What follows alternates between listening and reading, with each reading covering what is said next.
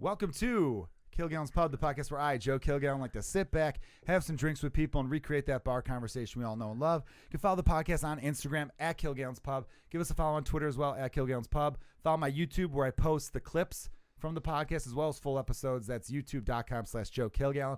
Very excited for today's episode. Got a dude that I have been wanting to get on actually for a while, unbeknownst to him, I'm sure. I'll introduce you in a second. You're excited, I know it. And but I got to thank everyone for listening. We've been getting great listener feedback lately. The podcast has been going well. I absolutely love doing this. So thank you for everyone for checking it out because you guys, you keep it going. You keep me, if I was just talking about myself, I'd probably still do it because I'm fucking weird like that. But it's been great. And today's guest is a dude who, hardworking guy, man. I really respect what he does in the Chicago comedy scene. A guy who gets funnier and funnier every time I see him. I'm not just saying that either. Chicago comedian, national comedian, good old-fashioned American as well. Chris Trani, everybody. How are you, man? I'm well. How are you? Good, dude. Good. Thanks for having me. And you got that last name that I'm sure got ridiculed as a kid. Yeah. So you know what? I don't know. I guess Trani, if you didn't hear me, everyone. I was on Mancow last week. Do you know Mancow? I know who Mancow is. Just real quick, Oh my I God. usually I'm going to do this every time you do a Yeah, go local ahead. reference. He was national for a minute. Mancow, everyone, for my Australian and New Zealand listeners, is like a shock jock. He was like a wannabe Howard Stern for a little bit and realized he couldn't compete in that world, so kind of went a little bit. I'll talk shit. You don't have to, but I'll talk shit about him because he was a dick to me when I was on there. He wasn't like a dick, but he was a dick. Yeah. And so he's a local. He does a local show that I think gets syndicated too, but real shock jock guy. When I was on there, they had me sharing a mic because he does like a morning. I think they call it like a morning zoo style, which is different guests flowing in, and they do outrageous shit. And it was also being filmed. It was like they had it like as a local TV show on some network, which was crazy because it was on 8 o'clock in the morning. And the shit they were talking about was not 8 o'clock in the morning stuff. Yeah. And they had me share a microphone with a female bodybuilder who kept putting me in headlocks, just kept doing it. And look, these bodybuilders have all this weird fake tanning oil stuff, and she just smelled like chemicals, and I was getting nauseous. Was she in the oil and shit when? I know she was in her bikini, God. Thing that they wear. So was your face in her chest? I had it ruined a sweater. I was wearing a sweater.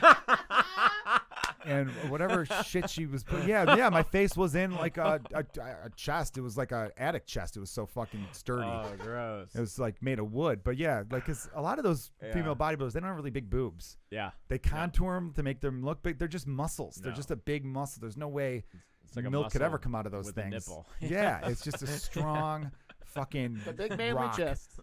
It's a rock with a nip, and then the nips are rocks. The nips feel like they're little fucking thumbtacks that could stab you if you're too close to the edges of them. That's not a good look. Yeah. Yeah. So you were on there recently. Oh, yeah. And just a quick story, because it's Mancow. He cuts to me, he goes, so, last name Trani. And I was waiting for like 45 minutes, and out of nowhere, he throws to me. He goes, so, I'm in the comedian with Chris Trani. What's it like having that? I was like, it's wild. He goes, okay. And he went away. And I was Jesus, dude. You really, you just called me a hack is what you just did there. No. I didn't mean to. I've never called anyone on that because last names are last names. They're all weird. Yeah. When you think about last names, they're all fucking weird. Yeah. Right? I mean, your last name is Webb. Do you come from a line of web feet people? A line of weavers. Yeah, like slingers. Yeah. Kilgallon. It's just like an old Irish name. Actually, the KIL part refers to like the church. Oh, shit. Yeah, like which someone was telling me because I don't know what. Lori Kilmartin is a great comedian. I remember when I first met her, I was like, oh, I'm a Kilgallon, you're a Kilmartin, which was a stupid fucking line I used. I was not the line to hit on her. Sorry. I don't think I used it as a line. I think yes, you did. No, because we just found out. I wasn't married yet, but I definitely wasn't trying to. Well, not a line, but certainly like, hey. Like, I love you, Lori, but you're considerably older than me. Okay. Lori's a good-looking woman. And you have she's to tell us hilarious the story. Super smart. You're trying to plow through it. You walk up to Lori Kilmartin. I didn't walk up to her. We were on the same show. And Laugh Factory's like first year, and it was during when the Just for Laughs Festival used to be, which is famous in Montreal. I think they do one in Toronto too, and they were doing it in Chicago for a couple years there. And there was like comics, all the comics who were in town were popping on other shows, popping at other clubs. And I remember her and Neil Brennan were on a show at Laugh Factory that I was also on, and I was waiting in the back with her, and we were talking a little bit, and then. I think I was just you are like, so trying to bury this story. I go, I think I said something like Kilgallon, Kilmartin. No, I go, he's like I think I said, shut the fuck he up, both of you. He deflects a lot, Chris. Yeah, he's like in this circular way. It kind of no, bro. Well, you know that what was it your is. opening line. That is not what it wasn't the first thing I said to her, okay? Oh my God. Well, James said I deflect a lot. Well, what I do is as soon as I realize, oh, I'm not coming off as cool, then I deflect hard. Yeah, son. you were going right, like, and then we're in the green That's the first room. time I've said son in a while too. You got to get a little straight when Oh you my try to God. defend yourself. Yes. No, it came up. I think I did bring it up though, Yeah. Yes, you did. because you don't meet a lot of people with that same surface. I can tell you right now, that she didn't prefix, bring it up. whatever. Surname? No, well, the prefix to it. Like in Ireland, Oh, yeah, there's yeah. O apostrophe and Mick. That's what everyone always thinks of when they think of Irish last names. Yeah. But there are more towns that start with Kill, and there are more like counties that are Kill, and there's a ton of last names that start with Kill. Yeah. And so I think it was kind of like a thing like that. And the funny thing is, this I didn't bring up. Someone in LA said, oh, there should be a show where it's Lori Kilmartin, Karen Kilgariff, and Joe Kilgallon. Nice. Because That we all works. have the names that start with Kill. Yeah. And Karen Killers. Kilgariff, I would love Yeah, to be the on that just Killers, because yeah. they're both great comics. But Karen Kilgariff, talk about podcasts, she does that My Favorite Murder podcast, which Yeah. is fucking massive. Be called That's like a- Killing Time. It's a Be good. top 5. Yeah, Killing Time. Killing Time. Yeah, but she was like, oh, well, you know what it refers to? I'm like, yeah, it's like the church or something like that. And she's like, yeah, so like I would be like Saint Martin because it's Kill Martin. And I'm like, I don't know what the fuck And you were Gallon like, I love means. you. I don't know what that translates to. But anyhow, though, with Trani, though, it's I think maybe because as I said it out loud, I figured people listening would be like, wait a minute, Trani? Because it is a name you do a double take Yeah. for. Totally. Your name's Chris Trani. You do a double take. And you know what's funny is like, Are you all right? You need a drink? You look. Yeah, I could yeah. talk while you cough. okay, yeah, please. This is how you do it professionally, man. There you go. Suck back that Miller High Life, and then we're gonna do a shot towards someone. I have this Perfect. bottle of Michael Collins still from. Nice. Those of you who listen to the previous podcast with Blake Burkhart will know it's a new thing I'm starting on the podcast where we'll open up. Me and the guests will do a shot. Like we'll do like a here's to you. I was gonna Right. say we'll do a shot in honor of somebody, but in honor of someone sounds like someone died, Like and that's someone why we're died, doing the yeah. shot. But we're doing it like a here's to you type of thing. So here's a thing I want to ask you because you're a veteran comic and I'm a couple years in. Okay, I've got How a old are joke. you though? I'm 35. 35. I'm an See, old you man. have a thing that Blake Burkhart has. Blake didn't start until he was 27. Yeah. Obviously, you started later. Yeah. But I feel like all the comics who start later fucking kind of start with their business hat already on. They're more committed. They're more like, 'cause Trying. they're like, hey, I've done the decade of not, or close to a decade of not knowing what I want to do in my life. Right. I found this. This is my love. I'm going to push forward with that. So this Right. is to the listeners who aren't comedians, who I hope most of you aren't. To be sad if everyone who listens to this is a fucking comic, because that's not the demo I'm going for. Yeah. Because you're not going to buy tickets to my show. You're fucking Right. comedians. And you're not going to buy tickets to shit. You're poor. You get it. And is that whatever it is in life, if you find that love, go all in. You know Right. what I mean? Go balls It's- to the wall. It's a craft. It is a craft. craft. And who gives a fuck if you spent your first 10 years bouncing around from job to job to job to job? Yep. Everyone does that. Not everyone, but Right. you go through some shit before you find that piece of heaven that becomes what you Right. want to do for the rest of your life. It's a craft. You have to learn it. Like I'm learning all the time. But you came in right away. No, like I started when I was 21.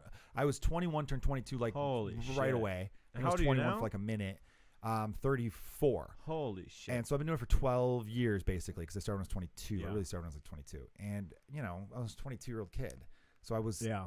I didn't like have the business hat on now, and Yeah. which you shouldn't your first couple years anyway. You should just Yeah. relax with it. But I wasn't, take away the business hat thing. I wasn't 100% knowing. I was just enjoying the ride. I was just like, oh, this is fun. I'm gonna get Nothing drunk wrong with here that. and have some shows here and meet some You cool know. people. And there's nothing wrong with Yeah. that. But I feel like at your age, you get better quicker because you're kind of like, I know what I don't want. You know what I mean? Like, It's time. it's like a time thing. You're al- kind of like, You're also like, I gotta fucking. I make gotta this work. You I know, gotta like, get going. Yeah, yeah. But so this is what I want to ask you. So for listeners at home, so Joe's in Chicago what's called a headline. I can't believe I'm explaining this, but like Joe does 45 minutes. We have him at House of Blues. He'll close it out and do 45 minutes. I'm still like a host feature, so I'll do 10, 15. Great. Anyway, so coming full circle to my last name. Last name's Trani, right? I say Trani, but everyone says Trani. How does it Fine. pronounce? Is it Trani? Trani. Oh, well, Yeah. you should be correcting people then. It's good. At least correct me. I get it if someone fucks up when they're announcing you, because you don't want your Right. first thing to be like, actually, guys, he mispronounced my name, because everyone in the audience is like, we don't give a shit. Be funny. Yeah. Yeah, which leads to another question I have for you. But anyway, so I have a joke, and sometimes I tell it, sometimes I don't, where I go, guys, it's not it's people don't know how to pronounce it. Is it Trani? Is it Trani? I go, guys, it's Chris transgender. Like that's I like that's that. a joke. Thank It's you. a good little quick line to start us out with. Why do I keep getting gasps at the top? Because of that transgender right now is a trigger word. Jesus Christ. Because there right now, a big fault I have with comedy, and I've mentioned this numerous times, but I could bring it up again because, I think I always bring it up toward the end of the podcast when I'm not as coherent, is that there's the argument's all fucked up right now with the whole PC thing. Yeah. Some people are like, they're on the side of they're kind of like part of that PC police, and then there are comics like your Bill Burrs and your Joe Rogans who are just like, no, fuck that shit. Say whatever the fuck you want up there. Yeah. And look, you can. And it's always context, and I believe you should and can say whatever the fuck you want up there. But there's two different arguments in my head. If you're on the camp of no, if you say a word like, I'll just say, if you say fag, fuck you, don't say that word on stage, write better jokes, get better, and all that. And that's a great argument, I believe. I actually think there's some merit to that. Yeah. Because it's like you're using cheap words that actually will hurt people. I used to have a joke where I mentioned the word fag, even though I was making fun of the people who use the word, and kind of I wasn't like being hateful towards gay people, but I did say the word. And I asked a gay friend of mine, I'll name him, Bill Cruz, great comic, LA comic, look him up, everyone. He was like, dude, he loved the joke. He's like, hey, I personally think that joke's fantastic. Yeah. And he goes, you got to understand, though, if there might be a gay guy in the audience who, as soon as he hears that word, he's not going to listen to the rest of what you said because he's immediately taken back to a time when she was getting his ass kicked and being called that at a time in his life where he's like, is there something wrong with me? Why do I feel this way? And he might not have been out yet. There might have been like a 15-year-old gay kid who's like, I'm not gay, but he is gay, and his friends call him that and beat the shit out of him. Yeah. So right when I heard that, I'm like, see, now I don't want to do the joke anymore because I don't find the humor in it anymore. Yeah. And a couple of my friends were like, I'll do that joke kills. You're not going to do that anymore? And I go, no, because I no longer find it funny. They're like, nah, fuck that. You're buying into their shit. I go, no, I'm not. I'm really not. Because I want comedy. Right. I really do want my comedy to be for everybody. I don't pander. I mean, look, my comedy's not for everybody, but I don't want someone laughing for the wrong reasons. I don't want someone in the crowd going, oh, he said that word. Yeah, fuck them. And not hearing me because that happens too. And I don't want someone thinking I'm being hateful toward them when I'm not. You don't want to be misunderstood is really what it is. Because I won't change my sets to, I won't do some show and, I won't go to like fucking Vermont where everyone's like lily white liberal and do a bunch of shit that makes them happy because, I don't do a bunch of shit that makes them happy. And I won't go down to fucking, deep Texas and do a bunch of shit. I won't pander to them by being like, hey, fuck these losers up north. I won't do that. I'll always be me.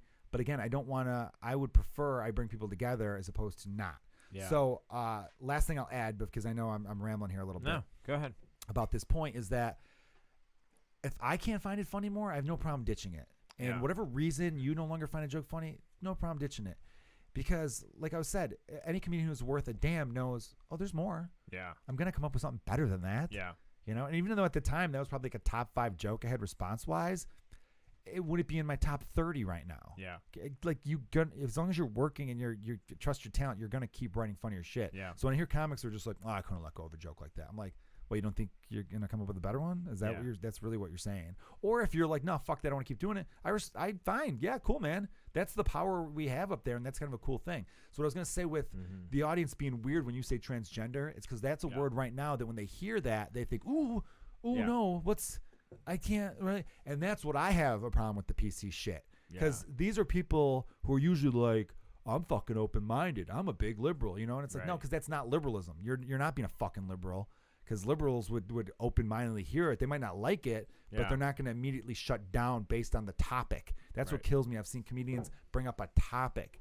They'll bring up a topic like transgender. They'll bring up they'll bring up race. They'll bring up feminism. They'll bring up, Me Too. They'll bring up whatever is considered like a hot button issue. Yeah. And the audience, not all audience members, but some of them will shut down before you even say what you're going to say. You just say transgender and they go, ooh, but you didn't say anything negative. Right. Nothing was negative and they got weird on you. And I've seen that happen with some of my jokes. And it's like, no, like, don't say that you're this when you're fucking not. That's why I'm almost liking some more conservative crowds because I feel like they go with shit a little bit more. Oh yeah. But then again, they get offended if you make fun of fucking cops or Christians, they'll get pissed off. You know who goes with it? Actually, you've got a joke about this. Black audiences are amazing. Yes, and they're then the best. You've got a joke about and this. gays are great too. Yes. The funny thing is, white women usually, or not always white women, but like, Now say it. yeah, it's usually white women who are the worst with this shit. But I don't want to generalize completely. It's out there. No, it's out there. Then one of my white women friends They was cover saying it, like, yeah. "Oh, do you like it when everyone says all white men?" I go, "No, I fucking hate that actually because you're Yeah. generalizing." The same way, when someone says all cops, I get mad Yeah. because I'm like, I know a lot of great cops. It's Right. bullshit to say that. Or when someone says like all Muslims are terrorists, I go, "That's not fucking true. I know a lot of great Muslims. That's bullshit. That you're being lazy." Right. And so I don't want to say all white women because I It's get like mad when they someone say says all white Cubs men. fans suck. It's like, I mean, yeah, Oh most my do. god, I forget Most that you're do. fucking from St. Louis, Most you piece of shit Cardinal fan. I can't believe I got you here. Yeah. Um, I've been dying to say that. Yeah, no, you squeezed it in pretty good, man. I could tell. I fucking Yeah. put it on a goddamn Yeah. tee for you. Good for you, man. Way to fucking Can swing. I just say, living in Wrigleyville in 2016 was like hell on earth. That's what you get. That's Have what you seen fucking that get. photo of me where the Cubs fan passed out on me on the L train? No. I'm just sitting there like this, and there's a Cubs fan just like on my face. Oh, I'm gonna get you to Just send it to me so I could use the. I'll put Yeah. that on our Instagram. That's fucking Yeah. great. So- But also you moved to Wrigleyville. You moved to right where the Cubs play baseball. Didn't you think where they that was gonna won be a the thing? World Series Yeah, as a Cardinals fan. that's Because gotta. like I'm living in like You're living in the enemy Mecca. lines, man. There you Ugh, go. So yeah, with the whole the sensitivity thing with that, Right. it just when I was saying white women, but it's because it's not always white women. Because the walk back. It's I am. I'm walking it back slightly because I don't want to say all, but most. When I said white women, what I meant was Well, that's the one thing with a lot of stereotypes. is- college-educated liberal white women. You know? There you go. With this thing with stereotypes, so people get offended when you use a stereotype or talk about a stereotype. A lot of them are true though. So I had Abby Sanchez and Joey Villagomez on the podcast a week ago, and Great comics. great, hilarious comics. And I said to them, I go, you know what I just noticed about Hispanic culture is like, I feel like with Hispanics, you could bust chops and bust balls and they don't really get sensitive. Oh, they're the best. And then I threw out the whole thing where it's like, also what I love about Hispanic households is there's always ground beef being cooked. Always. That's a stereotype. They both were dying crying. If I would have said that with two, like, you know, who I'm fucking talking, like hipster type people, I guess, Yeah. they would have looked at me like, You shouldn't have said that. sounds Yeah. problematic. And I'd be like, Yes. fuck off. Look, is it a Yes. stereotype? Yes, but a lot of these come from some truth. Yeah. And there's a stereotype right now That's a great growing joke. with and I'm gonna just say like kind of like hipster type because there's a lot of dudes who are like this where they get offended for other people, Right. and that is insulting to those people. Yep. You know Joe, what I when mean? did you know you wanted to be in the alt-right? Yeah. He knows this shit gets me because it's like the stuff I'm saying now used to be common sense, but people Yeah, twist it to this being is like, very you know, Joe's on the other side now. I'm like, no, I'm not. I'm on. Joe Kill Rogan. Yeah, right. Well, Joe Rogan's not all right. Yeah. Yeah, Webb and I both respect that man greatly. 'Cause people No, just think that I'm because a- he has I'm Ben a fan. Shapiro He's on his great. podcast, He's great. but no one ever says it when he has Neil deGrasse when he has liberals on. No one ever calls him fucking alt left or whatever the term is. I don't fucking know. It's just everyone's so goddamn into labels. Yeah. I just I fucking I call shit out when I see it, and it doesn't matter if you vote the same way I do. Yeah. You know, I don't like Donald Trump at all. I think he's an embarrassment, right? But Yeah. I also see and I think a lot of it is just what society is about right now, and everyone kind of follows the herd. Yeah. And the herd on the one side is going in this way where they're just trying to be the most pure. That's why they're so quick to cancel people, even when canceling R. Kelly. Great, the guy's a huge piece of shit. Wait, what Michael did, Jackson What did did- R. Kelly do? He's got a urinary tract infection and just can't hold it. UTI. Yeah, It's it's gonna like, get your drink some career every cranberry time. juice and aim the other way. Come on there, Robert Kelly. Not to be confused with the comic Robert Kelly, Bobby Kelly. He's Yeah. funny. It's like, so, you know, people just want to jump on whatever little bandwagons Yeah. in their little circle. They want to be part of something. The vast majority of people are still in this like high school state of mind where it's like, I want to be at that table. Yeah. And whatever that table is railing against, they join in on that. But yeah, somehow in the worst possible way, the internet made it cool to like be virtuous. It made Yeah, it cool to be like, and I actually think we're past that because like I think the pendulum's starting to swing the other way. Yeah. You know? Because like I think to myself, I go, there's so many major important fucking things going on right now. Yeah. So many things. Like on the previous podcast, we were talking about how a lot of MMA fighters came from nothing. And I told the story about the Diaz brothers very quickly, everyone, because if you heard the last podcast, you've heard this, how they started in jiu-jitsu because the local gym, the guy said, come on by, I'll give you a burrito. nice. In their minds, that's one meal a day. And that's why a lot of immigrants worked as dishwashers. People think of it as a Mexican job now. Yeah. No, that's just the latest wave of immigrants. Yeah. Polish people did it before that. And Right. back in the day, it was a super Italian job. You know what I Right. mean? And like, you know, every wave of immigrants did that job mainly because, oh, that's a free meal because I work at a restaurant. Yeah. I'll get something. Yeah. And I hear these people complaining about life, and I go, are you struggling to find meals? You're not. You're fucking not. Yeah. Okay? And you're going to just think you know everything. And again, like I said, R. Kelly's a huge piece of shit. That Harvey Weinstein type guy, huge pieces of shit. These people should be in fucking jail for the rest of their lives. I 100% am on board. I support that. But when you're looking for every little thing, so they tried to cancel Matt Damon when Me Too first started because all he said, this is all he fucking said was, there's a big difference between Harvey Weinstein and Al Franken. Yeah. And people said, who are you to say what's what? And he just said there's degrees to this stuff. And he's like not wrong. he said There's a difference between a rapist and a guy who maybe hugged a girl too tightly. Huge fucking difference. Huge. Like, how are we? And I think that only hurts the movement. And I know a lot of women I know were like, yeah, fuck people who are trying to get these dudes because we do have bigger issues right now. We are trying, and they're making a mockery of our shit. Yeah. Like, I remember seeing one woman on Twitter try to like say, oh, this guy's bad too because he cheated on his girlfriend or even a wife. This is his girlfriend. And obviously cheating's bad, but cheating is not part of Me Too because women cheat as well. Me Too is supposed to be like what men do to women and how women are like, yeah, me too. That happened to me too. That's why that became the hashtag. I feel like you've said a lot of this on this podcast before. Have you listened to the podcast? I love that. So yeah, I know. I get hyped up. Have I brought Matt Damon specifically? No, I don't know about that. No, I'm teasing. No, I'm with you 1,000%. 1,000%. I'm coming full circle back to comedy. I'm saying it's a good joke and don't always. Yeah. Does it always get that reaction? So if it always gets that reaction, then maybe you might want to drop it because that might be something universal. Yeah. What if? Because like every time I say the N-word on stage, it's like, it's like how are you saying it though? Well, I say it with a hard R, so I figure, like, well, go big or go home. Yeah, you gotta go all in, baby. You gotta go all in on that, right? I figure, like, that should point out I'm a white guy. Yes. Like, it's so funny that Richard Pryor, two of his best albums, there's a lot of people who can't even say the title out loud. Yeah. Bicentennial N-word, and then he's got another one with N-word, right? Yeah. He's got two. That guy was great. Have you ever said the N-word on stage? Never. Or like, have you ever said? No, never. Yeah. There was that HBO thing, Talking Funny. It was with Ricky Gervais and Louis C.K. and Chris Rock and Jerry Seinfeld. Yep. They talked about the N-word, and I'm on Jerry Seinfeld's team with this one because Chris Rock says it because he's allowed to, and I totally respect what like the culture behind black people using the word as a way to be like, we're taking that shit back. That's awesome. I get that, and other people can't say it, which makes sense. Danny Cowles, great Chicago comedian, national comedian, but lives in Chicago. Amazing. Who's taking a little bit of a time off, but he'll be back. Everybody. He had this great joke about how he's a friend. He goes, I could relate to that because we had a friend that we called Cheeseburger Tooth. Because he always had a piece of cheeseburger in his teeth. We'd be like, oh, cheeseburger tooth. Yo, CBT. What do you want, CBT? There'd be like it'd be like a little fucking hole in the wall diner type place going, yo, what do you want? What do you want you want a cheeseburger? Sure saw that coming. Like it was part of the joke. God. And he goes, and then another guy outside of our group, a dude who we didn't really know, he called cheeseburger tooth. And we weren't fucking having it. Like, and I go, yeah, that's kind of in a sense that, there's that dude that you and your friends get to give shit to because he's your buddy, and that's part of why you give him shit. You love him, but he's easy to pick on and it's fun. Yeah. But if someone outside that group starts giving him a hard time, you beat the fuck out of that guy, and that's really the same deal with the N-word. So I get that and I respect that. And Seinfeld said, because Louis C.K. has said it and actually gets big laughs and seemed to not anymore, but back in 2009 when he said the joke or 2008 or whatever, when he could have. And Chris Rock was even like, he does it in a way where. And they asked Jerry about it, and they both laughed, going, "Wouldn't it be great if Seinfeld had a great N-word joke like him of all people?" Such a funny what's thing. What's the deal? What's the with deal? N-words? What would his joke be? They're always breakdancing in the subway, like some outdated reference. So he said.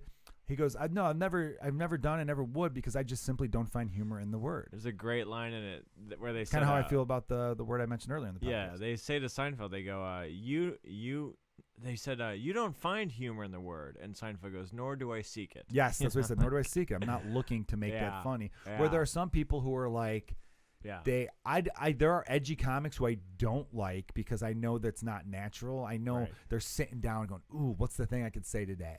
Right. And fuck those people on that side of Twitter because there's some people who kind of like them who hate the people who are like overly sensitive. They like that guy. And I go, no, fuck that guy because that's easy. Yeah. Like the cathedral in Notre Dame, everyone, I'm a little topical. So when we recorded this, you're probably hearing this a week later. And I'll get to why I'm spreading this podcast out with the other one.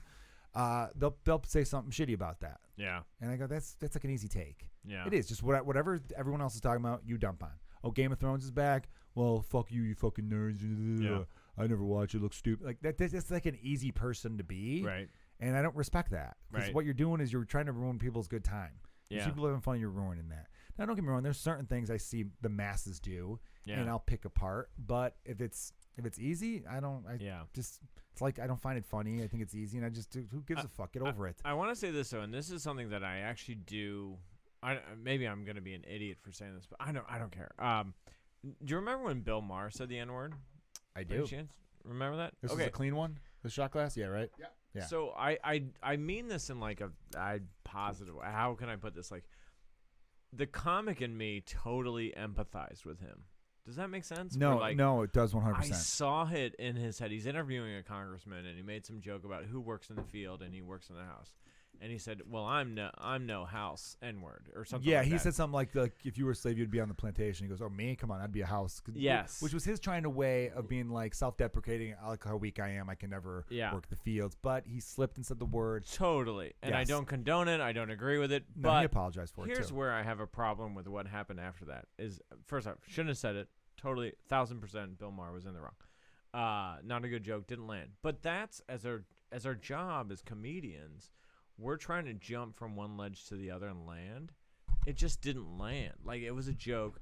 So where I got angry was the plethora of comics on Facebook and social media who torched Bill Maher. That's what kills me the most right now. Comics torching comics. I was like, what are you guys doing? Like, yeah, he told a bad joke, but like, quit torching him, not in the streets, but like online, like just. Because as comedians, we of all people should know how hard it is up there, and you're vulnerable. You slip up in a moment, and that's really what's kind of. The guy's got Ice Cube yelling at him. Like, I think Ice Cube only did that because if he was jumping on social media. I think Ice Cube saw the backlash on social media and wanted someone to get in his face about it. And Ice Cube was like, "Ooh, I'm scheduled to be on the show next week. I'll score points." Right. I don't think there's no way in hell Ice Cube thought Bill Maher was a racist. Right. There's no fucking way. And there's no way anyone who's paid attention to him knows he's a racist. Right. The funny thing about Bill Maher is he's hated by liberals more than he's hated by conservatives. Yeah. Because like some of the things I've said tonight that may upset people on the left is because he tries to be consistent with it. Yeah. You know, he said some stuff about Muslim culture where it's like, as liberals, shouldn't we be mad at the fact that they weren't letting their women drive and they weren't letting this and all that stuff and the religious police taking over? Shouldn't we be against that? Like, I'm for respecting things, but there's also times where it's like, no, it goes beyond that. Right. Or he made a point where it's like, if Christianity was doing this, you'd be all over them. But these other religions are cutting off women's clits and no one's saying shit because you don't want to be disrespectful. He says it smugly. Yeah. You know what I mean? He's a guy with a lot of fucking money. Suits are stupidly shiny. Yeah.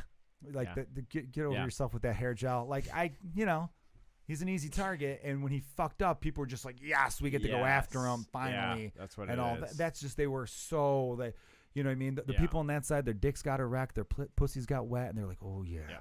We get to take someone down. It was I get virtue to come signaling, tonight. and then it's an easy Virtue target. signaling, yeah, We're like, cool, we get to go after the rich HBO host who we don't identify with. We probably can't even afford a subscription to his network. Yeah, they just saw the clip though, because they saw whatever was trending on Twitter, and then that's what they take a swing at.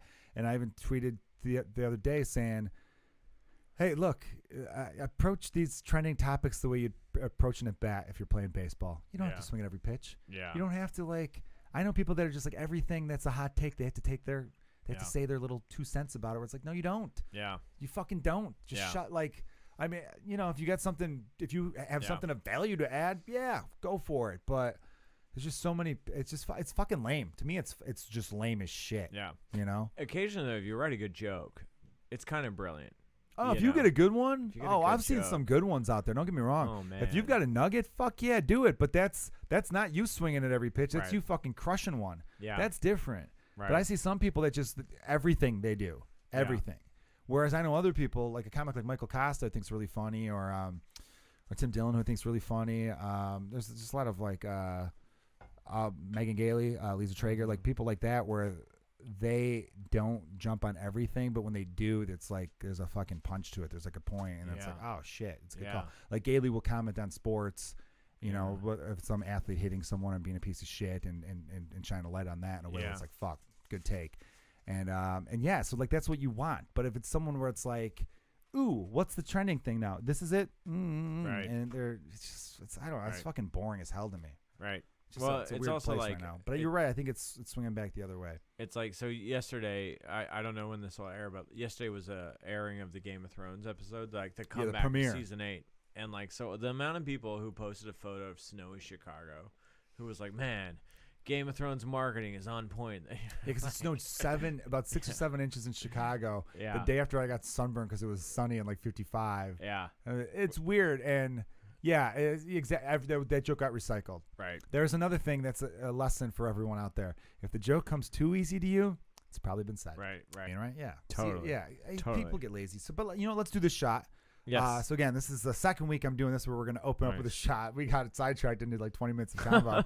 But Hold here we on, go. Hold on. I want to point out the shot glass is Senior Frogs. Hell yeah, baby. These are our great producer James Webb shot glasses, Senior Frogs, which Straight from Cancun, Mexico, baby. Playa A del plastic Carmen. Senior Frogs. I've made it. This is the good stuff, and we're drinking Michael Collins again for week number 2. This is a Michael shot. We're Collins. going to do a here's to. Hang on. I got to point this out. We're drinking the whiskey of an Irish freedom fighter out Yes. of Senior Frog's plastic shot glass.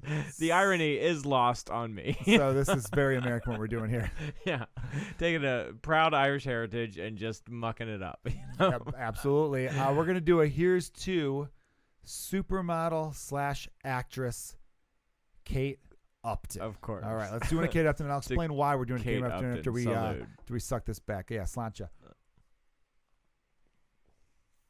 All right, beautiful. That was a good one. Pretty smooth, right? For sure. I like it. it. Good shit. All right. Good So here's shit. why. Excuse me. Wow. That was a weak ass burp. I apologize. I'm embarrassed for that being recorded. So here's why I chose Kate Upton. Holy fuck. Yeah. Her husband is Justin Verlander, who's off to a solid start. The Houston Astros have been a red hot team as of late. Dude, And, Stros, man. Yeah, Verlander. I Holy actually have a fuck. Detroit Tigers Justin Verlander shirt Really? / jersey. You know, it's like a shirt which says the number. So a big fan of his. That guy's been one of the best pitchers in baseball over the last, surefire Hall of Famer. So besides being gorgeous, and everybody out there, even if you're a woman, you better get into this. I know women who are like, yeah, I'm down with that. There's a video of her doing a dance called the Cat Daddy, which was like a big dance. I want to say, when was it, like 2012, James, that came out? 2011? Something like that. I can't remember. Because she's like 27 now, Oh, my God. 26, 27. And I She's think that been came around for like She was like 19 or 20 in that video. Oh, my God. And it is great dancing. It has nothing to do with her body whatsoever. The dancing, though. Mwah, It went unbelievable. viral for the moves, right? It has over 27 million views on Oh, YouTube. my God. And other people have ripped it, and they have millions of views on that. And there's Yeah. people doing commentary towards it where I think there's one video I saw was funny where it shows her doing it. There's got like some live reaction where like guys are just like, like they're drooling, they're like adjusting their pants. They're like, oh man, that quickly, Yeah. I'm getting the bone. One you know? of them's Justin Verlander. Yeah, and that guy. First of all, I should be doing this shot to him, Yeah. right? But I did a Yeah. man last week, and I want to show I'm a lover of all people, no matter what their gender is. And As long as they're hot. yeah, Right, go. Ryan Reynolds was the first one, and he was Right. very hot. And don't eat and talk in the mic. Fucking come on, Webb. Jesus Christ. You've been a professional, Joe. Be a pro, would you? Justin Verlander is a Cy Young winner, MVP winner, Yeah. World Series champion, Yes. Hall of Famer. Like I said, definitely going to be in the Hall of Fame. Yep. And he marries Kate Upton, who's 10 years younger than him and one of the hottest women on the planet. Holy shit. Yeah, and they met while doing an MLB commercial. Yeah, we when should she have was shot young. Verlander. We should have. We should have done a shot for Verlander. He's Wait, going to get one. That might have been a Freudian slip. We also should have shot Verlander. We should have killed him. We should have. Yeah, because not one person should have that. Fuck that dude. You can't have all. Not everything in your life can be that perfect, dickhead. There needs to be a balance in life. Because I was gonna say, like, I used to joke about how there's always like a balance. Yeah. You know, like, oh, Yeah. I got white privilege, but I get sunburn. That's a balance. Right. You know, like my black friends, you got to be careful around authority, but you got big dicks. There's the balance. Like, there's Yeah. always like a, like the prom queen who's gorgeous is usually kind of dumb. Yeah. Not always though. Not and then like always. the star football player's an idiot. Not always. Yeah, but the veiled, Yeah. oh, you're ugly, but you're the veiled Victorian. Like, not always though. Right. There's some people like my high school. I'm a buddy of mine. He lives a couple blocks from me. I run into him every now and then. He was our starting quarterback and veiled Victorian. Went to Oh, Northwestern shit. on a full ride engineer, Nice. like super smart, He great was that guy. That's Yeah, a weird some guy. people Yeah. are that dude that could just do it Yeah. all. What's he doing now? I think he's an engineer. Yeah, Yeah, those like, guys fucking he's got a good job. crush. Yeah, dude. Like, Yeah. Child of immigrants, I've noticed too, and this is something we could get to with you because you have a great experience that you did. I do want to get back to Verlander. Oh, we're going to, and I got to get That's- into some Kate Upton. Yeah. Kate Upton You has gotta done get into some some acting. Kate- I'd love to get into some Kate Upton. I feel like I gotta I'm sure get my into- wife would be like, Open no. quote. I gotta get into some Kate Upton. Close quote. Joe Kilgallon. I'm sure. I'm sure. That was Freudian. Yeah, man. Some people are just so beautiful. Like I feel, honestly, I'll say this: if my wife's listening, if you had an opportunity to bang Brad Pitt, Yeah. like, and maybe I'm even there, and she's like, "That's Brad Pitt over there." I'm like, "Holy shit, you won't believe this! I ran into him out of the bathroom, and he's like, I want to have sex with you." I'd probably be like, "It's fucking Brad Pitt. I gotta let you do it." Yeah. Like, I got because like how much of an insecure piece of shit would I be where Yeah. I wouldn't let because those are the memories when you're like 85, you're gonna be like, I banged one of the most popular movie stars of all time. Yeah. That and you could just smile a think little you bit like got that. it. Isn't It's that like it's not finding a love? bag full of money on the ground. Would you gotta let take would it. you let your girl? Fuck yeah. Good Yeah. man. That's a good man right there. Yeah. Any man who's saying the otherwise when it comes to that kind of level Dude, of YOLO, superstardom. for real. I'm not saying you let them bang the fourth lead on some bullshit sitcom. No, it has to be Brad But, like, Pitt caliber. Yeah, The Rock for sure. Please Please come to my house now. Yes. So if I get a chance to bang Kate Upton, I'd hope she'd be like, Yeah. I don't want her to be like, get in there. That'd be weird. But if she's like, and she gives me a look like, yeah, I get it. I get it. You know what? All right. I don't want to Yeah. hear about it anymore after this, though. But Yeah. It's your hall pass. I understand. You gotta. It's your 4-minute hall pass. I would hope she'd be like, I kind of would fuck her if you wouldn't, because Yeah. that's how hot to me Yeah. Kate Upton is. Where I feel like Dude. even the straightest woman would be like, oh, can I at least play with those boobies? I want to Yeah. just fucking, Yeah. Because she's not like a waif. She's not like some girl that's like, she's not a stick. There's some models that are sticks. She was like Sports Illustrated swimsuit model of the year like Yeah. several years in a row. She's a cover model. Yeah, she was the Yeah. cover, but like she wasn't like tight, you know what I mean? She didn't have a gut either. Don't get me wrong, everything Yeah. was where it should be. Everything So was much where of it, This This episode is podcast. brought to you by Michael Collins. yeah. And I don't know, I get real giddy talking about her, but here's what I'm gonna add to that It's though. dedicated to Kate Upton. I like her because I think she's got some wit to her.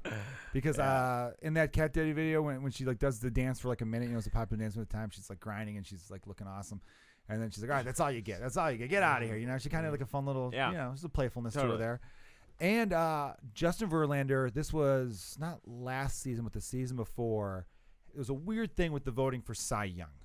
Everyone's Cy Young is the Sure. award given to the best pitcher in the league Right. for baseball. And he got the most first place votes, but because the other guy who had the second most first Yeah. place votes had more second place votes, it was some weird thing where No, it's weighted voting. Yes. It's kind of cool, actually. Believe it, it's kind of cool. So I know you're a big baseball guy, Yeah. so I know you have my you Yeah. get it, right? Yes. I understand being upset though about it. Whoa, what are you pulling up right now? They can't see this. Are those really naked pictures of her? Oh my God. There's no way. Those aren't her.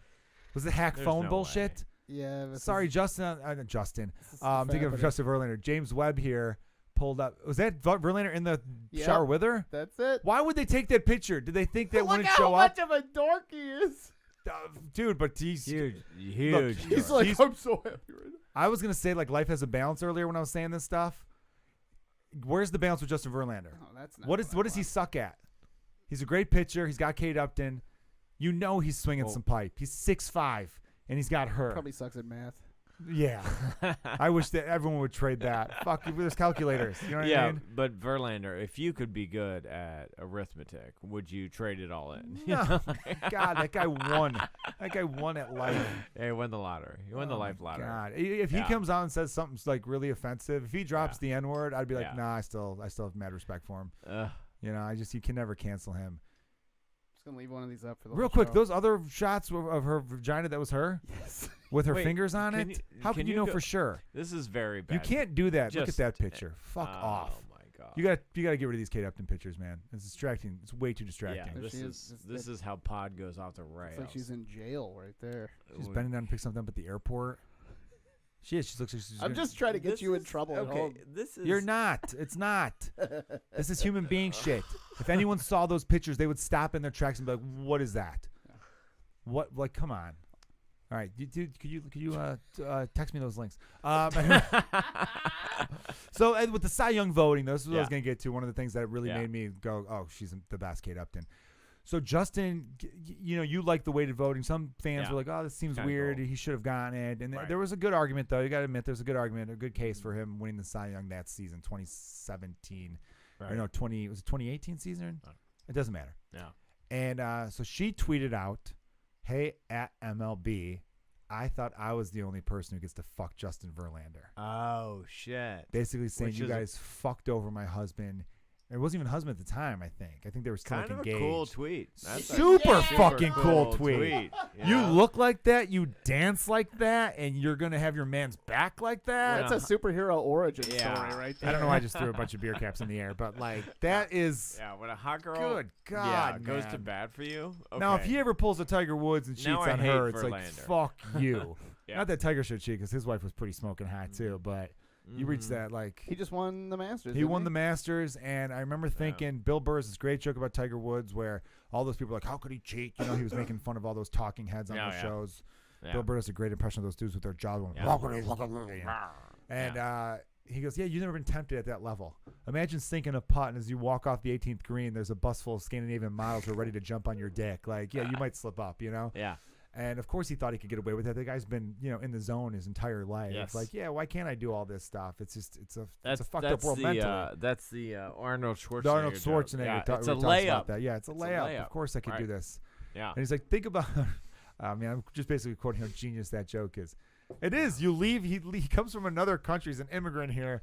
Doesn't even know the language and becomes governor of the most populated state. Isn't that fucking insane? Now we're just doing Bill Burr bits. We are. This makes good. His podcast is great. I'm doing his. great. I'm quoting him, so I'm not stealing. Yeah. And I'm making my content great for it. But Yeah. I thought about that when Tiger Woods was walking off the green and he was all pumped up. I go, Yeah. like, people said he was so dumb because they used the old line, "Oh, he really outpunted his coverage," meaning you're with a woman way hotter than you should be with. Yeah. But it's a But little when different. you're worth $500 million, it kind of makes up for some. It does. I kind of feel Yeah. like I'm not saying it's okay. I'm not saying all multi-millionaires and billionaires should get a pass for cheating. I don't agree with that at all. Like if I found out Justin Verlander was cheating, I'd be like, "You fucking Yeah, idiot! You idiot. had the best." I'd be like Yeah. grinding my teeth while talking. Like, "You fucking piece of shit." Oh, is that your pitching arm? Yeah, fucking crack right there. I hope you never. I hope you don't even get to play soft toss with your kid. How dumb were you?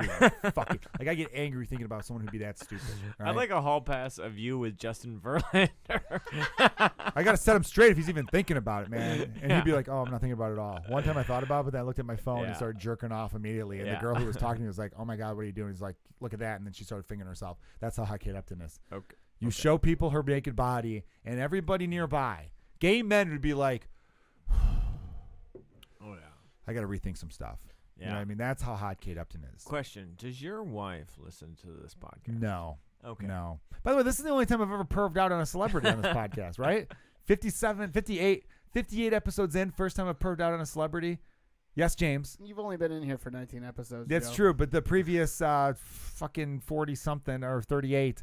I'm Ooh, that's good sure. math. I'm sure you are a big pervert in other episodes too. No, but I mean, I have That's a what joke. you're chasing down. I will give that to you. Here's a little sneak preview for everybody if you want to buy my album. Also, if you join the Patreon, I'm a seamless promoter. If you join the Patreon, I will give you a naked picture of Kate Upton. I will send that. I'll post that on the Patreon tomorrow or tonight. Oh my god. If you join the Patreon, we have 2 tiers so far. We have a $3 tier, which gives you lost podcasts. There's several podcasts that had to be removed for various reasons, and also By the a way, live stream. I want to and then listen to those so bad. I want to listen. So I'm going to say this for your listeners. I started listening to this podcast because I knew I was going to be on it. And all I kept hearing was that there was an episode with you and someone, and literally, you said it recently. You could say who the person is. Okay, all right. It's not a secret. It was Well, with I Jonah have- Jerkins and Tessa Orzak. Yeah. And Tessa came back recently. Okay. Tessa and I get along. I'm not. like Tessa. I don't care about that. But as I don't. That sounded terrible. I just mean as a listener, you literally said on a recent episode, you go, and I had to delete an episode so I could be on the Patreon, and I was like, I want to fucking listen to that episode. So I deleted it. It's actually still one of the most popular episodes, even though it's been off of the How do I iTunes and find Spotify that stream. We're on episode? Spotify, everyone. That's only just a recent development.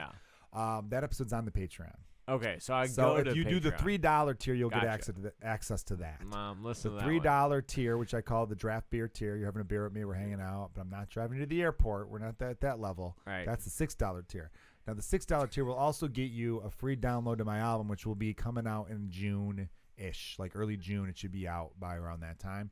Yeah. But okay. You can listen to the Tessa one. Who did you make cry and why? It was Tessa. Ended up crying at the end. Everybody, I'm not going to give you all the details. Listeners in Australia, that's a female Chicago comic named Tessa Orzak. Yes, very funny. And bright future. And you Young. And what happened? I can't tell the whole thing because they won't listen. Anyway, we got heated. I was called problematic at one point. I was called a liar at one point.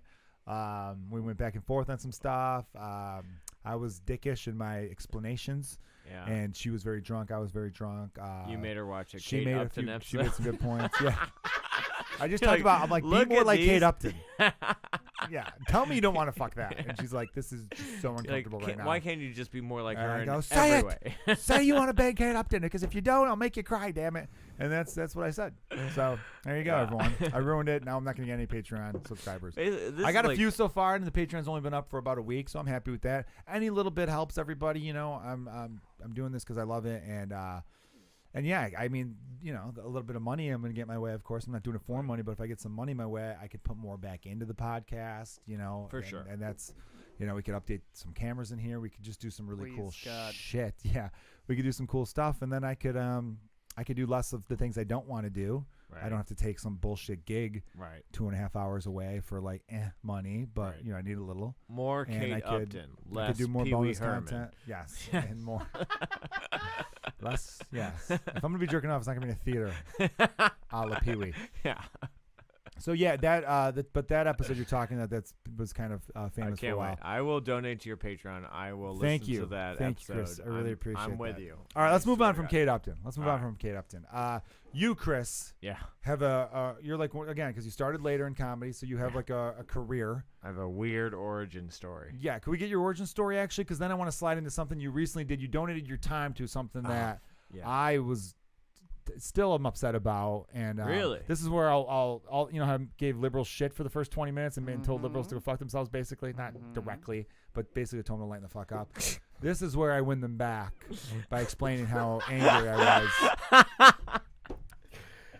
Are you sure you're just not making more enemies? The other side will hate me for this. And Hey, they shouldn't, liberals. though, because this should never have been a political issue. Anyway, though, let's get your origin story and let's slide into the great work you were doing.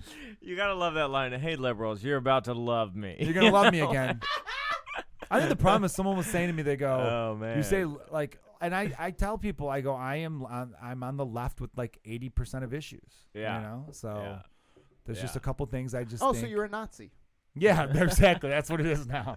80% to the left, you clearly want you're a want white people to supremacist who die. wants Yeah. you want minorities to all be living in sewers. That's what they would interpret that as. That's the other 20%. And you don't think women should drive cars. It's insane with that stuff. But yeah, like I would say 85% I'm probably Oh, it's 85 now, huh? even almost Went up far left in 5%? some way. Did they go up at 5%? A little bit. 80-85% in that range, you know what I mean? Right. So anyway, so Chris, let's you're from St. Louis, we've established that. Yeah, I mean, I was. But you never did comedy in St. Louis, right? No, not at all. You wouldn't. So you moved here, what, a few years ago? Yeah, I moved here. God, 6 years ago. 6 years ago. Okay, cool. Probably been doing stand up like 4.5, going on 5. Cool. Going on Still, 5. that's nothing in the game. It's like nothing. It's nothing. I'm like a baby in the world stand up. But like I think like you, I don't know if we have time to get into it. We got plenty of time. There's no end to this podcast. Did you bring a sleeping bag? Here's the deal. It's kind of the craziest thing. Believe it, raised in England. Did you know that about me? I grew I up did in England. not know you grew up in England. Grew up in England. Maybe Yeah. it sounds vaguely familiar. Yeah. How about that? We got some English listeners. Yeah. I'm looking at my Shut phone right the now because I front can find door. out. To talk about it, I'm going to find out in what part of England because I'm giving them a shout out. Grew up in England. Moved to St. Louis when I was 10. And then, so yes, St. Louis Cardinals fan. That is true. You know, I like good baseball, and you know, and really okay. And No, honestly, even though I hate the Cardinals, come on. Good as an franchise. organization, you got to respect them. Like as a Cubs fan, Fuck yeah. they're always really good. I don't ever root for them, of course. It's like that with the Packers. As a Mhm. Bears fan, I hate the Packers, but they're always good. With hockey, it used to be like that with the Detroit Red Wings. As a Blackhawks fan, I'm like, I hate them, but they're as an Right. organization, they do things right. I will say this. It's actually Liverpool, Australia. I thought it was Ah. Liverpool, England, but I know I've had some English listeners. Oh, yeah. They haven't Liverpool. listened this past week because I only get updates on the recent week. Liverpool, man. Anyway, go ahead. So you Yeah. grew up in what part of England? Oxfordshire, 45 minutes north of London. Wildest time. 8 years. First 8 years of my life, like being in England. I was a Brit for like the first. I love a lot of British comedies great. and stuff like that. It's not a great. comedy, but I watched Lock, Stock, and Two Smoking Barrels the Fuck other day. yeah, great fucking movie, Great man. movie. I like man. Snatch a lot too. Snatch. I think. Oh my god. I'm a It's big classic. fan of those early Yeah. Guy Ritchie movies. Yeah. And it's perfect. It gives you a nice snapshot of They're like both on Netflix, by the way, everyone. nice. Anyway, that's like neither here nor there. I don't even know how to get to present. Bottom line, I spent my 20s like working for nonprofits. I was in and out of Latin America, Mexico, Ecuador. And you speak fluent, right? Speaks fluent Spanish. Yeah. All right. I want you to say, Oh Jesus. Kate Upton makes my penis feel funny in Spanish. Wait. And then we're going to direct message this clip to Justin Verlander. No. Oh, yeah, Like let's he's do going to that. get it. Yeah. Come on. I can't slide in his DMs. Verlander's gonna be like. I respect him too much It's to even not. do that. It's no. Well, could you well, say something cool? I don't know. I mean, I need some bilingual listeners. The funny Holy- thing is I had two people who are oh, no, Abby doesn't speak Spanish fluently. does though. Avi Sanchez not speak Spanish?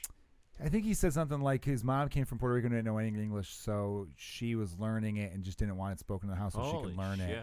But I think he can understand it, but doesn't really speak it fluently. But Joey V speaks. Joey Spanish, V does right? for sure. Yeah. We should plug Joey V real quick while we're here. Yeah, man. That I mean, guy's gonna no, do he's- Comedy Central. Bill Burr. yeah. or something? When he was on the podcast Nice. last week, we mentioned it. Yeah, Right. he got discovered by Bill Burr. I guess was just on YouTube and found him. So, again, everybody, like, we're living in exciting times in the sense that if you're good and you put shit out there, Yeah, it might take a long time, but keep at it. Someone Yeah. will find you. I think the important takeaway is like, okay, think about this. Like, there's a Chicago comic named Joey Villagomez. He's been running with you for 10, 11, He's been doing 12 it longer years. than me. He's older than me. 14 And years. 14 years he's been Doing doing it it. So longer for than a me, long and he's a good 6 years older than me. Not that matters, And but this guy. perseverance. The way he puts it on Facebook, this guy's just chilling, and then out of nowhere, like Bill Burr sees a clip of his on YouTube, Instagram, whatever, and then hits him up and is like, "Hey man, I think you're funny. Like, you want to come out to LA and do a Comedy Central thing?" So like, a friend of ours, a guy we work with regularly at the I know, I House love of it. Blues, he's a great comic. Like, he's gonna fly out to LA, and so hats off to him. And what I love about him is he's got endless material, man. He's always, I mean, there's a lot of people I respect because they're always pushing themselves and writing new stuff. And then there's other people who I think are great that you're like, yeah, you've been kind of rolling, driving this set into the ground a little bit. I get it, though. It still kills, but I see all the time. And I think you could expand a little bit more. Well, he's a guy that I think is always pushing it. Yeah, he's been doing it for years. But anyway, Well, yes. I'm not. It's not always. Good Yeah, guy. obviously he's been doing it a long time, but I feel like you got that in you. He's got that Yeah. drive and hustle in him, Yeah. and I feel like was never. And this again, if you're not a comedian listening, apply this to whatever profession you do, and I think it will have some benefit to you. Is just keep on your pace. Do what you don't compare yourself to other people. Right. Don't get caught up in the so and so got this promotion and so just got this because they're a kiss ass. Right. Fucking stay in your lane and work hard within Right. your parameters, and shit's gonna work out. Yeah. I really believe that. There was I forget who. No, it was a Chris Rock interview. I love this interview. I think it was Chris Rock on WTF. He basically said, he goes, "You can never pop too late. Fame can never find you too late, but it can find you too early. Because imagine if they discovered you when you sucked. Imagine you blew up and you had a bad." He goes. Now you can pop too early. That is a thing. That's a real thing. But like you can never pop too late. And I think about that all the time because like get good. Do you know what I'm saying? Like Damn, man. yeah. Because I was worried when I took 4th in Berwyn, Illinois for this comedy competition. I thought, ooh, you smell that? Fame is right around it's around the corner. And Like if I'd have taken first. it could have ruined me because the person Yeah. who took first, Yeah. is dead now. But like that's not, that's neither here nor there. Right. You get caught selling shit, you're gonna get shot. But it's just a thing. But no, I like that. Yeah. I like that with Chris Rock. Very good role. Dude, I really those dudes. Kind of know what they're talking about. The people at the top of their games, I really feel Kinda. like most of them, for the most part, what I like about them is they feel this need to give back because the void has been filled. Andrew Schultz is a guy that Webb and I are big fans of right now because I think he's a genuine dude. Like a New York comic, right? New York comic, yeah. Yeah. I was talking earlier about the comics who are edgy because they're trying to be edgy, and then the comics who are just being themselves. Yeah. He's edgy because he's just himself. Yeah. He's just who he is. Talking about Trani, he's got this great transgender joke where he said, I'm quoting another comics joke in this podcast. It's great. Whatever fills the fucking hour. Whatever fills the 2 hours. He said his bit is basically, which check him out on YouTube. I want to give him a plug because he's inspired me in a lot of ways. So go to his YouTube. It's endless hours of great content. He says about the word tranny, he goes, it's not like derogatory. And it's not meant to be offensive. It's shorter. And that's just how we do things in America. He goes with the English language. That's how we do things. Like transgender, tranny, grandmother, granny. Like we just shorten things. So he's like, it's not hateful, it's just shorter. He goes, my name is Andrew. What's short for that? And the whole crowd goes, Andy. You're from Australia. You're an Aussie. You're from the, And then he says like a thing where it's like, oh, well, what about Blackie? He goes, well, Blackie is offensive because it's longer. Right? It's fucking like it's a brilliant joke and it's like funny. And what I like about it is it kind of brings transgender people like in, like you're part of it now. Yeah. I've talked about this on the podcast because I grew up in a ball busting culture. Yeah. My friends and I all gave each other shit. Yeah. I had an episode where I had my best friend, who I grew up with, still one of my best friends, Michael Pecco. I can't remember what number that is, but everyone go back and listen to it. I mean, we grew up in the same block. He's got more dirt on me than anybody. He knows how I was when I was 6. He knows how I was when I was 4. He knows how I was when I was 14. Grew up. We like literally born next to each other. Yeah. Same building, born 2 months apart. He was July or September, and since the day we were born, we were tight. And you have these friends that give you such a hard time that when they're nice to you, like you remember it. Right. I remember I hit a game-winning shot in 7th grade with like 2 seconds left. And then, the other team got the ball with 2 seconds left, but all they could do was, throw up a prayer. Missed. We won. Him and my other buddy, Chris Sorensen, was one of my best friends in grade school. They came running down the stairs. And they were, jumping on me. Nice. And then they actually said, dude, that was great. Yeah. And I remember being like, that meant more to me than anything else because we were in a culture just constantly shitting at each other. So, and not that I ever thought they hated me because I shit on them back, so it was just part of it.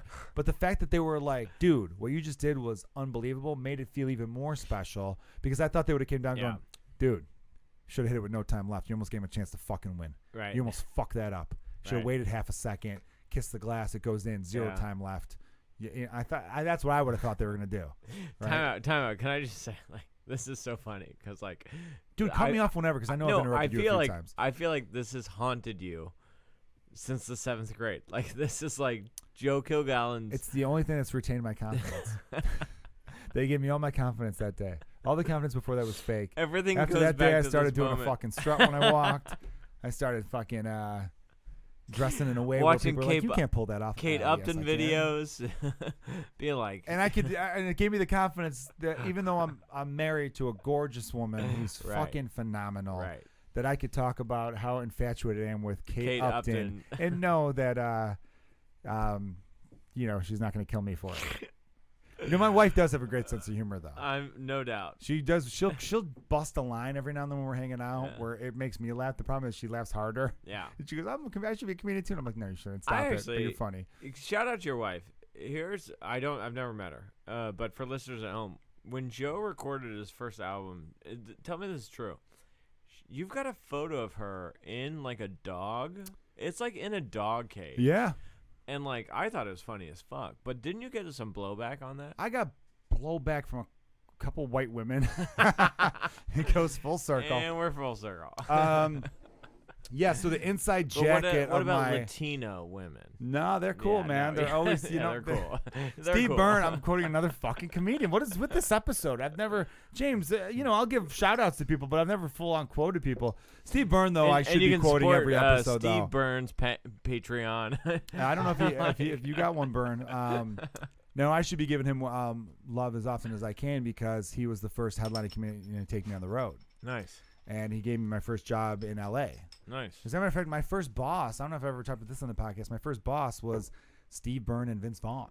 Oh, Vince Vaughn was shit. my boss. Shut the front door. Yeah, when I moved out to L.A., it was season 3 of a TBS television show called Sullivan and Son, which was co-created by Steve Byrne and Rob Long, and Rob Long was one of the writers for Cheers, so it was kind of like a little bit of a Cheers homage, I Holy suppose. shit. And it was a fun show, and I was a stand-in on the show, you know, which is for those of you who don't know, they have during the week when the actors are rehearsing, they'll like block it and be like, all right, on this line you'll walk over here and then you go over here and this, and then they got like a B team, they call it, where it's a bunch of people who are standing in for the actors, and while the other actors go on break or do whatever, the stand-ins come in. Right. There's a Seinfeld episode where Kramer plays a stand-in, so check that out.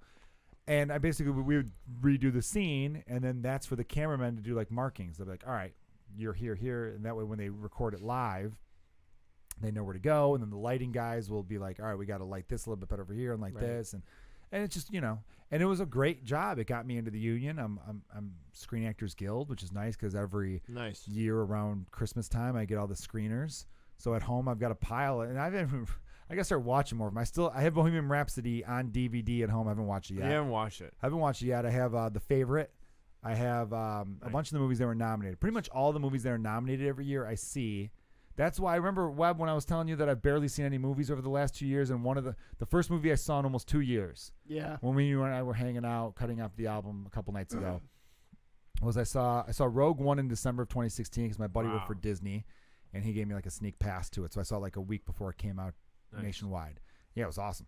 And then that was December 2016. I didn't see a movie again until 2018, about 6 months ago. I think it was like November 2018. What'd you watch? I watched the sequel to The Girl with the Dragon Tattoo, whatever that was called. Yeah, you're both fucking making fun of me, but it was a fun movie. It was good action. I liked the first one. The first one was good. Oh, they're best-selling books, but I'm a fucking idiot. Oh, yeah. You couldn't have watched like. But you know what the funny thing was? Everyone. They're not okay. So I made a thing about it where I'm like, oh, this is the first movie I've seen in nearly 2 years. And a few people online asked what movie, and I said, oh, I saw The Girl with something or other. The girl who saw her shadow, and there's more winter. I don't know what the fuck it was called. I can't remember. Yeah, the girl. That's how good it was. I can't remember the title. Yeah, the girl. The girl in the spider's web. Yeah, maybe? the girl with the groundhog tattoo. Yes, the girl with Bill Murray's face on her smaller back. Yeah, her lower back. On her lower back tattoo.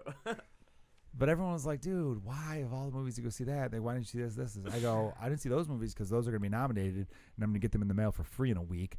You fucking nerd. Like, I gave them shit going because I'm union, bitch. God. You're going to come at me going, oh, you're post-chasing movies? I'm like, yeah, you spend your fucking $20 on a fucking movie that I get to watch in the comfort of my own home with my fucking balls out. That's what I'm going to do. That's how I'm going to watch. I'll spend $20 on a movie no one wants to see. I had a gift card. Okay. I had a gift card. It was to Regal Cinemas in Chicago. And then I went to Fat Willie's Rib Shack right afterwards. Jeez. It was a nice little date night. I'm pretty pumped about that. Actually, everyone, I can say this now. The reason we're doing this episode, I mentioned, if you're listening to this now, this was recorded a whole week earlier. Yeah. I'm going to try to backlog a few because on April 22nd, I think it's 22nd, 23rd, I can't remember the exact date, my kid will be born because we're going in, you know. And so I'll have my second child. I don't know if it's a boy or a girl yet because we kick it old school or surprise. So I'll be a dad times 2. Really excited about it. We actually we live in a 3-bedroom house, and we moved my son from one bedroom to the other one, and he's because that's the bigger room. Nice. So the older kid gets the bigger room. That's just those are the breaks. Yeah. And we're getting the rooms ready, and I'm pretty excited about that. Guys, he's gonna have a kid. Yeah. Hey, everyone at home, if you're listening to this right now, pause and clap. No, I'm kidding. Hell yeah. Do that shit. So I was talking about Steve Byrne. It took me a second to remember everybody because I got sidetracked but that dude, I appreciate so much of that guy. He's a great comic. He, we were talking about, you were saying, I made the joke about in my first album, I had the inside jacket. It was a picture of my wife and my Yes. dog inside a Yes. dog cage. Yes. So we had this big dog cage for my dog, who at the time was Yeah. maybe a 1 year old. She had a lot of bad separation anxiety. This poor little pup. Right. She was like abandoned. She was a boxer lab or surrendered, whatever the term is. And so my wife got into the cage, being like, "It's nice, come on in." And they went in together, and I jokingly locked in and snapped a funny ass picture. Nice. And I used it as the inside jacket because I thought that was funny. It was funny. And most people loved it. And I remember when I made the post, I posted that picture of the two of them in a dog cage, and the caption was, "They know what they did." Like, that's why Nice. the fuck they're in there. Yeah. That's And funny. a couple people were just like, Fuck. the mixed message. And I was just like, she thought it was funny because I was talking about the great sense of humor my wife has. My wife does drop some funny lines every now and then. Nobody would qualify her as funny, but she will drop a line where I'm like, and that cracks me up, Right. And to be clear, she willingly got inside a dog cage. Yes, I didn't shoo her in there. I didn't kick her in there. Throw her I didn't in like fucking bait the cage where she's like, "Oh, there's my cell phone," and she got in there. I'm like, "Ha, sucker!" I didn't do that. I did put some cheese in there. Yeah, you know what I mean. I mouse trapped it, right? No, but it was funny because you said like we're Hispanic women mad about that too, and it reminded me of the Steve Byrne joke. That's where I got it on the whole topic of SAG and getting movies for free, and it's all because of Steve Byrne. That's why I got in that union. Was he had this great bit? I think it's on one of his specials. Everyone, maybe it was on the one called The Byrne Identity, where he talks about how it's such a white other minority women don't bitch about the things white women bitch about. Yeah. Because they're coming from such a place of fucking privilege. He didn't even realize it, but he was doing like a white women privilege joke in a sense. Right. Where like Hispanic women would be like, I had to take care of 6 other people's kids and go home and take care of 9 of my own. Obviously, some fun with the stereotypes. Right. Black women have all these fucking real hardcore issues to deal with. Asian women, if you're in that, like if you're in those cultures, they like bound your feet. You can't laugh in public. Like there's a whole part of that shit. And then he goes, and white women are like, ugh. My husband got me the iPad mini, but I wanted the full iPad. And then he got me, and it's only 4 gigabytes where it's like, I like to take pictures. Hello. And now I got to go to soccer practice 3 times a week where it's like boring. And it's just this stereotype of how fucking annoying. Perfect. And it's not all white women, obviously, but that suburban type of Totally. I drive a Range Rover and I'm on my phone all the time and I have kids I don't care about, like that fucking piece of shit. But my wife has got a great sense of humor. She's pregnant as shit right now. Like I said, we're a week away. And when you hear this, everyone, the child will be born. Most likely, yeah. Holy and shit. it's exciting as hell. But she's got a great sense of humor. So, she's really pregnant. So sometimes she'll lift up her shirt and like the belly's out. And I'll come into the room and be like, oh, God, suck in that gut. Ew. Nice. Have some class. Nobody wants to see. I give her, and she laughs. She finds it funny. Right. I got shit about one joke I do that's like one of my most popular jokes, but someone said to me like, yeah, I didn't really like that. And I'm like, oh, well, the person who it's about loves it, thinks it's hilarious. Don't give a fuck what you think. Nice. What's the joke?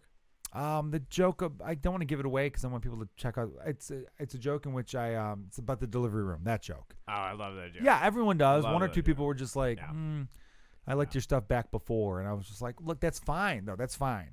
And earlier I mentioned how I want my comedy to bring people together and like people. But if you don't like it, you don't fucking like it, and I'm not gonna change for you. Right. Find something else. I don't take offense to that. Anyhow, though, I wanted to bring up your nonprofit work because, and you speak fluent Spanish, which is great.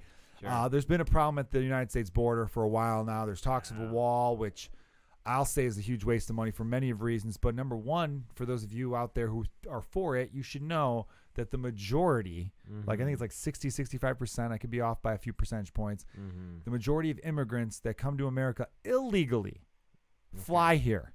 So are we going to put a fucking force field up?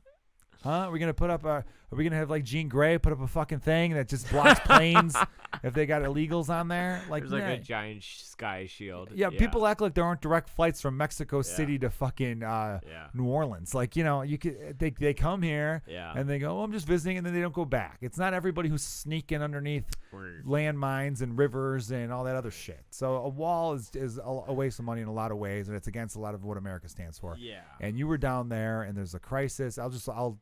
No, you got the conch. I'm gonna let you take it away. I don't want to belabor it at all, but like to anyone listening, like it at the end of the day, the cool thing about America is like it is a very, very, very cool country in that like it's comprised of Hispanics and Latinos and people from Mexico and people from England and God knows where and Italy, and so my whole thing is like how do I put this? Like, if I could just add to that, what I always thought Go made ahead. America special, and Go I learned this in an early age, Yeah. was that we were a melting pot in the sense that we were the greatest country in the world because we took a little bit from everywhere and blended it all together. totally. Like, you know what I mean? Like, Yeah. Einstein split the atom. He's not American. He wasn't born here. Yeah. But he came over here and did that because we were like, yeah, come on by. Right. You know, on my baseball podcast, I talk about Ted Williams' mother was born in Mexico. Ted Williams is half Mexican. Right. You know, you've got all these great Ryan Reynolds, who I did a shot for the other day. He's from Who's Canada. on here. Like, you know what I mean? Yeah. Like, you know, I'd love to get Ryan Reynolds on the podcast. Yeah. But like, America kind of took the best of every culture and brought Right. it together. So if you're some guy that hates immigrants, don't eat pizza, Right. don't eat tacos, Right. don't eat brats, don't eat hot dogs. You literally have nothing to eat. Grilled Right. cheese might be native to that might be American. Yeah. Buffalo hide. But Yeah. you hate those people if you're that type Yeah. of guy. So you don't even like Native Americans. Right. You got nothing. I'm pretty sure grilled cheese is like Spanish. It's You know, probably. yeah, it's probably Spanish. Is it Spanish though? Because No, maybe maybe. Spain, but I know Mexico. If you get authentic Mexican tacos, there's no cheese, and that's disappointing. Right. Anyway, I'm sorry. Go ahead. No, buddy. no. And I don't even. And I really just wanted to know because I know you went down there Yeah. to help out at the border. Totally. Tell us what that scene was. So okay, so at the end of the day, like I'm like not even. I wouldn't even describe myself as like hard left. I'm just sort of like raised Catholic, Irish Catholic. My mom's Irish Catholic. So like a big part I'm sure of that it was is, like, popular in England. yeah, real. Oh my God. So it's like you've seen Dairy Girls, right? Yeah, great show. Holy oh my! shit. Watch Dairy Girls on Netflix. Everyone fucking Holy hilarious. cow. We So- watched good it music, as too. a family. Died laughing. So funny. Die laughing. So my mom's from Derry. My mom is a Derry girl. Nice. Officially a Derry girl, you know.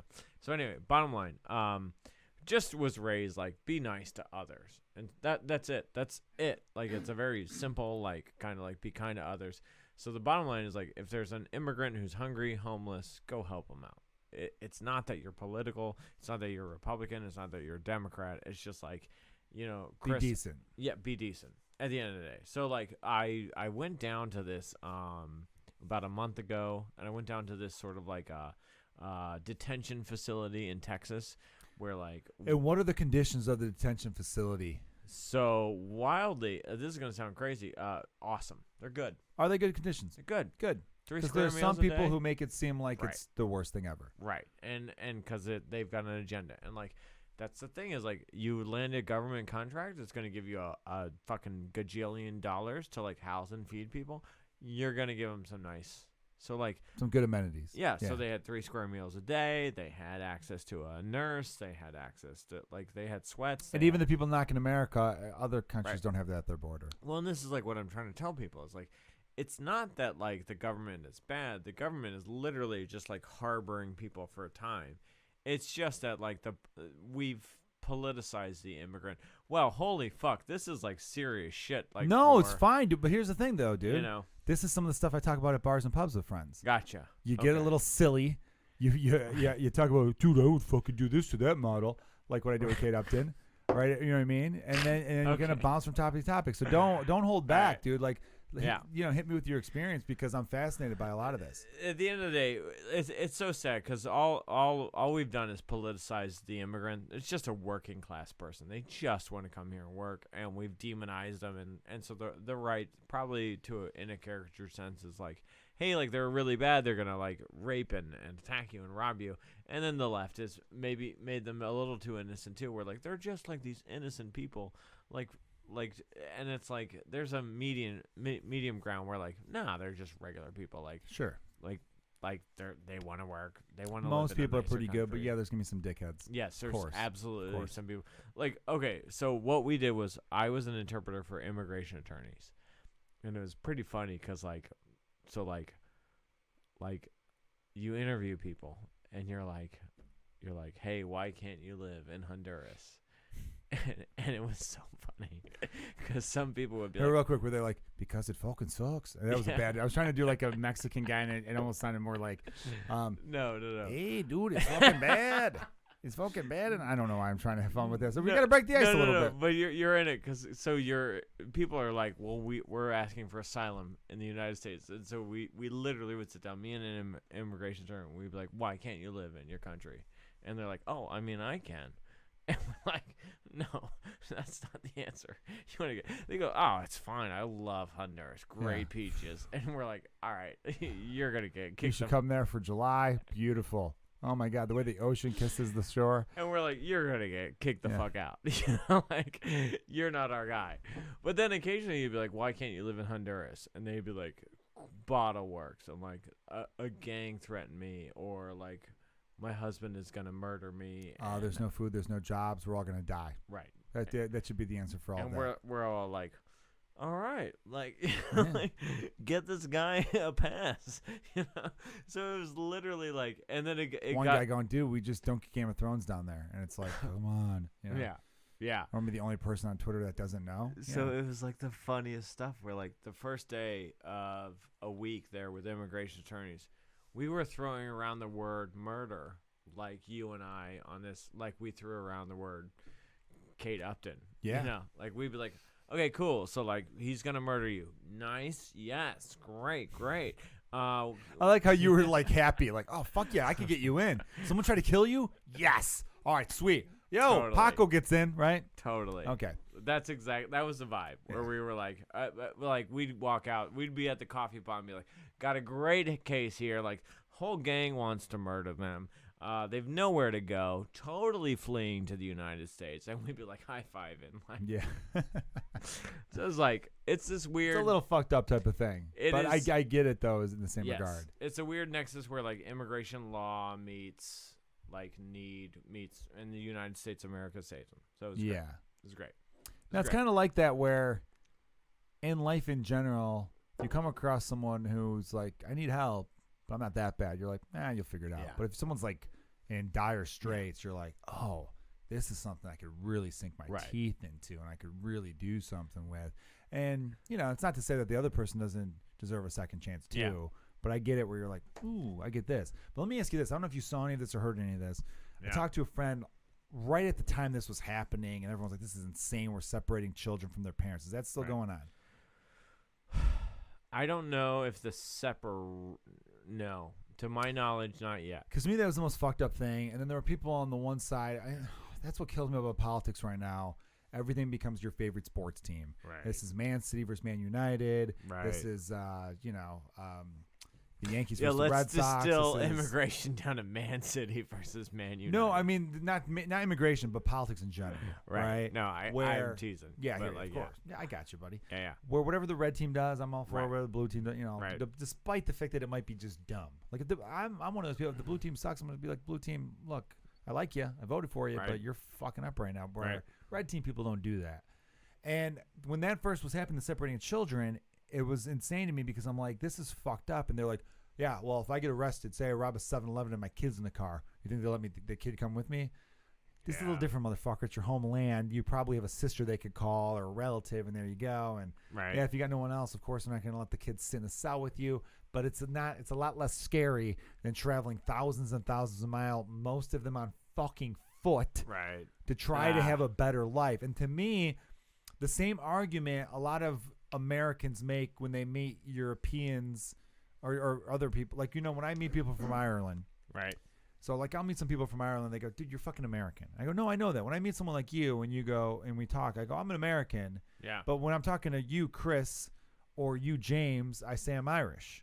Right. And that's almost a way to identify with the fact that it was very brave of my ancestors to leave their homeland in search of a better life for their future relatives being me. Right. So I think it's disrespectful for me not to honor that Irish heritage and not to celebrate that heritage, right? So when I meet these people from Ireland who every now and then give me shit, usually I slam them back by saying, hey, listen, assholes, if it wasn't for my family paving the way, you guys wouldn't be able to come over as freely as you do. And that goes the same with Italians, French, Germans, Polish, whatever fucking immigrant wave that comes through. Right. And what kills me about that is just how disrespectful people could be. But what I was going to ask about the separation of parents is some people told me they were separating the kids from the parents because a lot of the parents weren't really their parents and they were sneaking them in as like, no, that's not really, that's a bullshit thing. True. That's propaganda. I can tell you this from, because I didn't know if it was like a fake child trafficking thing. Direct experience. Like a lot of, at least what the U.S. government is doing, what they're willing to do,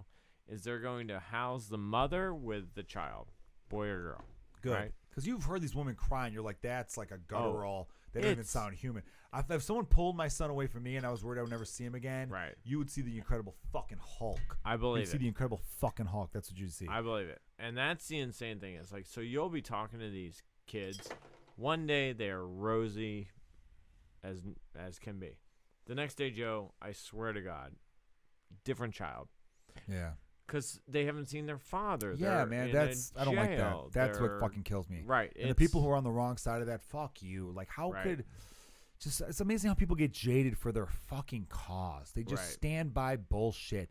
You could Right. be a Republican, you could be a good person and also vote that way, but also be like, no, I demand better in my party. I don't Right. want to see people tortured who are just looking for a better life. We should be the fucking moral leaders of this goddamn Right. planet. And what I'm seeing is fucking bullshit. Right. You don't take a fucking kid from their parents. Right. Like, I don't know, man. Right. But I know you were down there firsthand, and I wanted to actually get someone to witness it because Yeah. everyone nowadays likes to speak as an expert. Where it's Yeah. like you haven't seen shit.